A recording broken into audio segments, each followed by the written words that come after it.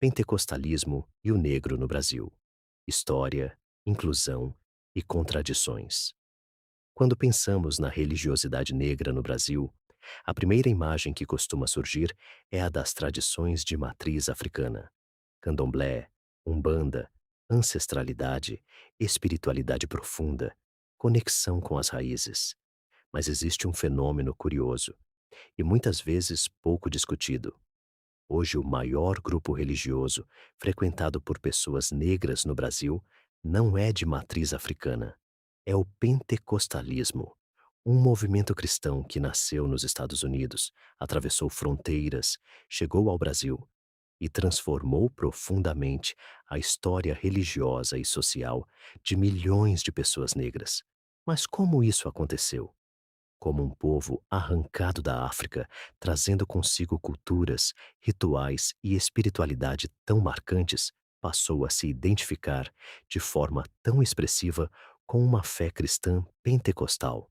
E mais do que isso, como o pentecostalismo se tornou, ainda que sem intenção inicial, um dos principais espaços de inclusão social para negros no Brasil. Para entender isso, precisamos voltar no tempo. Entre os séculos XVI e XIX, cerca de 4 milhões de africanos foram trazidos ao Brasil de forma forçada. Homens, mulheres e crianças, não como viajantes, não por escolha, mas como mercadoria humana, arrancados de sua terra, separados de suas famílias, privados de liberdade, e junto com eles vieram também suas culturas, suas músicas, suas tradições e sua religiosidade.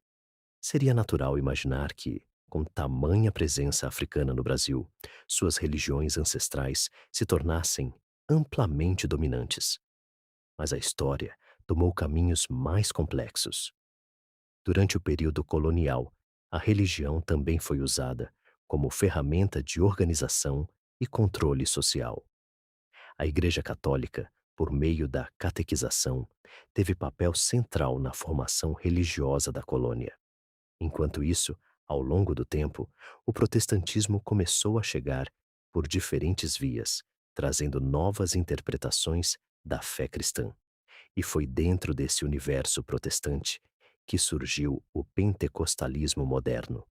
No ano de 1906, na rua Azusa, em Los Angeles, um movimento liderado por William Seymour, um pregador afro-americano, marcou profundamente a história do cristianismo. Ali, pessoas afirmavam viver manifestações espirituais intensas, como curas, milagres e o falar em outras línguas, o chamado avivamento pentecostal. Esse movimento cresceu rapidamente e atravessou o mundo, chegando ao Brasil no início do século XX. E aqui encontrou um cenário social profundamente desigual. Um país onde pessoas negras, mesmo após a abolição, continuavam marginalizadas, excluídas e socialmente invisibilizadas. É nesse contexto que o pentecostalismo começa a ganhar força, especialmente através da Assembleia de Deus, fundada em 1911. Ao contrário de muitos espaços sociais da época, as igrejas pentecostais abriram portas para pobres, mulheres, marginalizados e negros, não apenas como frequentadores, mas como participantes ativos. Pessoas negras podiam cantar, pregar, testemunhar, liderar cultos. Em uma sociedade que ainda negava a igualdade plena, isso representava algo profundamente significativo. Ainda que dentro de limitações e contradições, o ambiente pentecostal ofereceu protagonismo, e isso ajudou a construir um novo espaço de pertencimento. Com o passar das décadas, o crescimento foi gigantesco. Hoje, a presença negra dentro do pentecostalismo brasileiro é extremamente expressiva, em especial na Assembleia de Deus, frequentemente apontada como uma das maiores expressões religiosas negras do país em número de participantes. Mas isso não significa ausência de racismo. A inclusão religiosa não eliminou automaticamente desigualdades sociais, preconceitos ou discriminações. A contradição permanece. O pentecostalismo abriu portas, mas não resolveu todos os problemas estruturais da sociedade brasileira.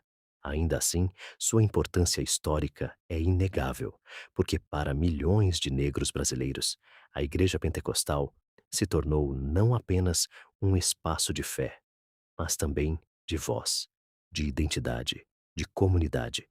E talvez essa seja uma das maiores complexidades dessa história. Uma religião que não nasceu das raízes africanas brasileiras, mas que, ao longo do tempo, se tornou parte fundamental da experiência religiosa de grande parte da população negra no país. No fim, essa discussão não é apenas sobre religião, é sobre história, sobre identidade, sobre exclusão e inclusão, e talvez sobre uma pergunta que ainda ecoa: como diferentes caminhos espirituais podem moldar a busca humana por dignidade, pertencimento e igualdade? Porque, acima de tudo, entender essa trajetória é também compreender o Brasil.